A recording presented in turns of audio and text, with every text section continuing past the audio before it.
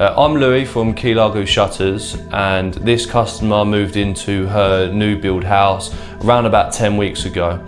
We came round and we done the quote, we put in temporary blinds for her and got her shutters ordered that day. Today I've done 4 out of 5 of them. There's 1 left to do in the kitchen.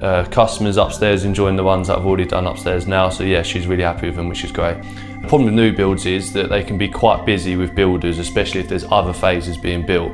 Now, what we did for the customer is install some temporary blinds that can be clipped up during the day and left down at night that can give her privacy while she waits for her shutters. We just stick them to the glass, and on the day of the install we'll remove them for the customer. We offer them free just because we understand that there is a wait for hardwood shutters, and during that wait, especially this time of year just after Christmas, it's dark really early, so you're going to want that privacy in the evenings when you have the lights on indoors and it's dark outside. So they're a really good solution just to give you that privacy while you wait.